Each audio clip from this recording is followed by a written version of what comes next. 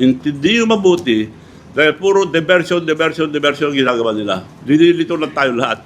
From the very beginning, sinasabi ko na siya mastermind. Ginamit lang si Saldico at saka si Martin Romualdez. Nag-uusap yung magpinsan. Ngayon, nahalata nyo, Ombudsman at DOJ, kinakasuhan kagad yung mga nagsasabi totoo. Ito, nagsalita si Martin Romualdez, bakit hindi to? Unang-una, sinabi nila, kakasuhan namin si Martin Romualdez. Nilagyan na nila ng hindi siya pwede makalabas sa ibang bansa. Tapos, nagsalita si Martin Romualdez. Sinabi niya, executive, liwanag. Ang executive, BBM, siyang mastermind. Pero, ngayon, wala na. Bakit hindi sila nasagutin ng Ombudsman, DOJ, at Presidente, bakit hindi sasalita? So, ibig sabihin, nag-aregluhan na, nagtakutan lang. Dahil lalaglag nila si Martin, kung ilaglag niya, sasabihin niya mastermind. Yun lang yun. Para tayong linuloko na ating nakikiusap po ako sa ating kababayan, hindi yung mabuti, dahil puro diversion ginagawa nila. Dinilito lang tayo lahat.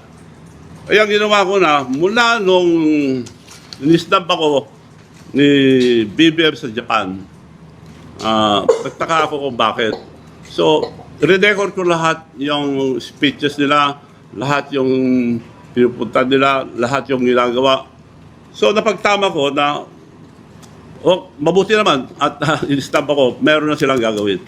So, dinokumento ko lahat ang Public Works and Highways, record po galing sa Malacanang and Public Works and Highways 2. Isa lang muna sasabihin ko ngayon para di marito ang ating kababayan. Di ba sabi niya noon, 2024, I built 5,500 flood control. Palakpakan ng tao, Congress. Nung dumating bagyo, nabaha tayo. Sabi niya, binintangan niya ang kalikasan at mga taong bayan, hindi marunong magtapon ng basura. Yun ang nagbara. Paano magbabara ng basura sa buong Pilipinas? Sa isang media, sinasabi nila na mabait si BBM, gusto niya makipag-reconcile kay Duterte, ayaw kong kaaway, marami kong kaaway, gusto ko kaibigan. Tapos, mayroon media na naglaglag na grabe na ang nakawan sa ating bansa. Mga porsyento ng mga congressman, porsyento ng mga senador, grabe. Dapat ang pwedeng magsalita lang dito, BBM, he should denounce it now, right away. So, yun lang interview sa kanya, yun. So, 2025, nilaglag na niya, para bakit? Lalabas na eh. Sa dami ng ninakaw, hindi po mapagtakpan lahat. So, sisiyon na yun, inunahan niya. Linabas niya sa asuhan niya. Maya naman kayo, mga nagnanakaw ng kaban ng bayan. Kaya ako kagad sabi ko, dapat tayo ka mo dahil included ka eh. Kasama ka. May Alzheimer ka yata, sabi ko noon eh. So, true enough, ngayon, lumalabas na. So, ito nangyayari sa ating bansa, linuloko na po tayo. At nakikiusap po ako sa ating kababayan. Suportahan niyo po ito dahil totoo po ito. Hindi po gago lahat ang Pilipino.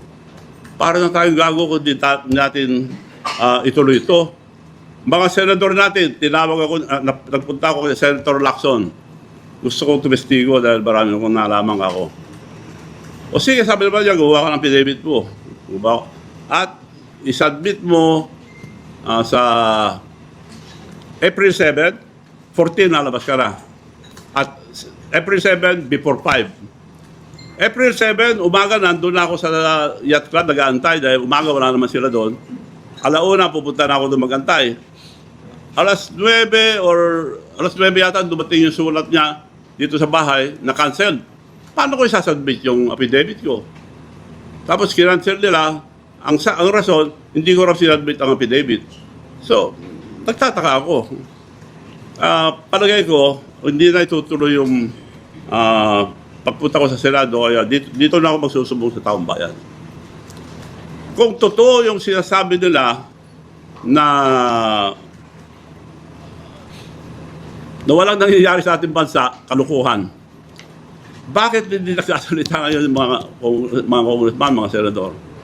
Bakit pinagtatakpan?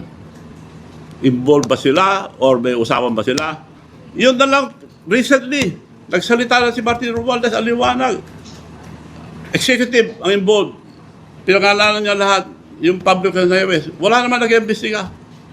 So, linoloko po tayo. Ulitin ko, ang mastermind, BBM.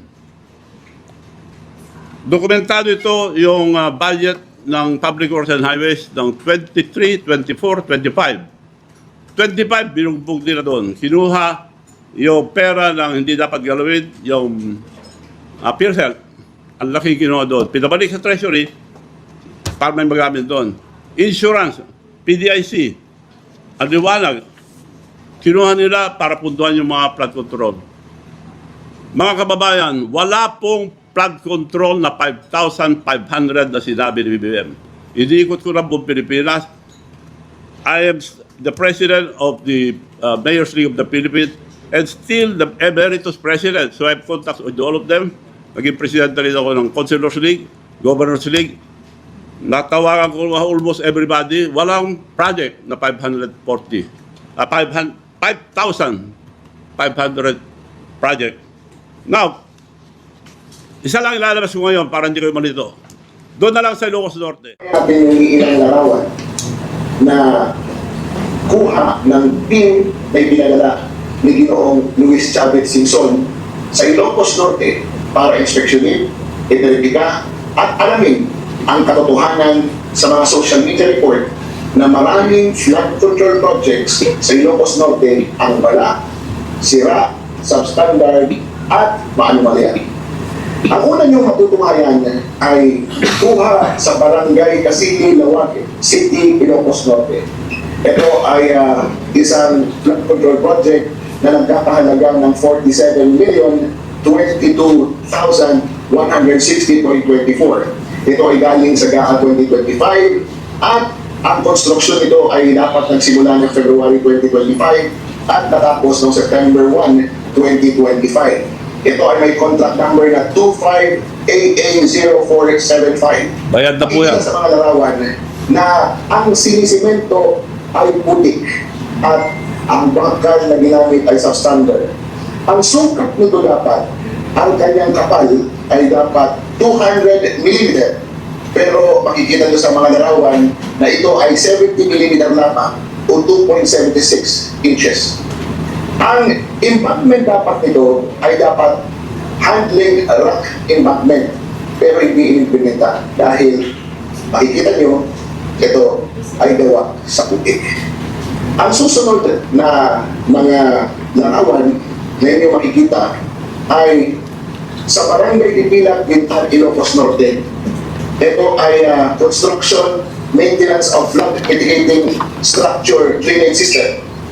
Ang halaga ng proyekto ay 82,024,667.83. Ito ay dapat nagsimula ng February 19, 2024 at dapat natapos ng 31 October 2024. At ang source of fund nito ay GAA 2024. Ngayon, ginagawa pa lang ang proyekto.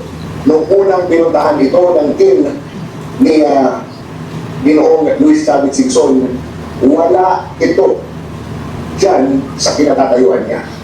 Ibig sabihin, yung 2024 na project, ngayon pa lang ginagawa.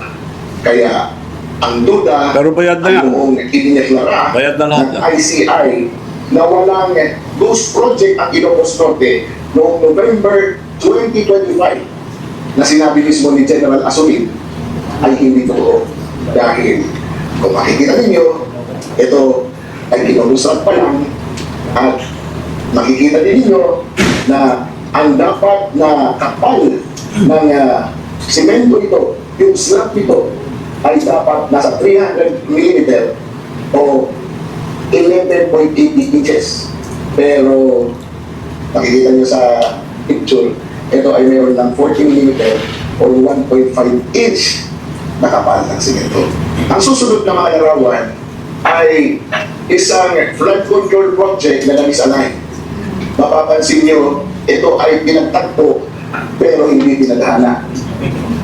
Mapapansin ninyo na yung bagong istruktura ay hindi nakadikit sa lumang struktura na ayon sa obserbasyon ng engineer, ito ay nagpapahina sa dalawang istruktura. Ang budget ng proyekto proyektong yan ay 55 million. Ito ay nasa Bislac River, Barangay Tamdangan, Bintat, Ilocos Norte. Phase 2 ang project na ito. So, ibig sabihin, yung kanyang hindi naging tadhana ay phase 1. Nakikita niyo naman ang distansya o yung agwat ng kanilang mga estruktura. Ito ay galing sa GAA 2024 at dapat natapos ito ng April 2025. Yung sunod ay yung flood control project na hindi sila magkatagpo. Sila ay magkahiwalay. Nakikita niyo sa litrato na itong proyektong ito na may halagang 39,199,941.52 ay isang proyekto na yung nasa kanan makikita niyo na nakahiwalay doon sa lumang istruktura.